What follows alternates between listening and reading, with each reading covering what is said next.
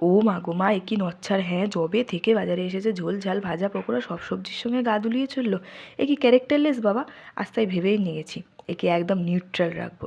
থাক সিঙ্গেল, দেখ কেমন লাগে। গোদা গোদা করে কেটে গরম জলের মধ্যে নুন হলুদ দিয়ে ভালো করে ভাপিয়ে নিয়েছি।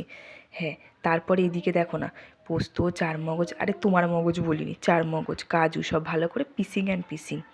তারপরে কড়া গরম করে নিয়ে তার মধ্যে দিয়েছি তেল।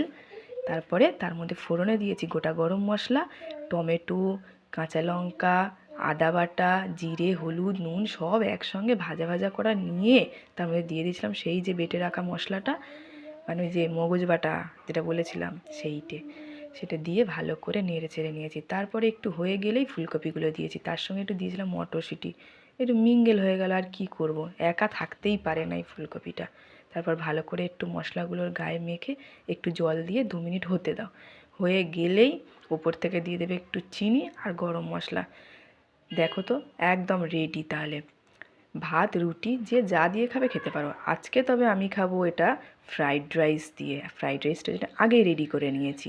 তো দেখো, এবার বলো তো ফুলকপির রোস্টটা আজকে কেমন লাগলো। এই যে আমার মেয়ে দেখো, মনে হয় বড় হয়ে ইঞ্জিনিয়ারিং হবে ছোটোখাটো। এই যে দেখো রিং লাইটটা নিয়ে পড়েছে আমার, আবার হ্যাঁ হুঁ বলছে। তা বলো ফুলকপির রোস্টটা আজকে তোমাদের কেমন লাগলো। টাটা।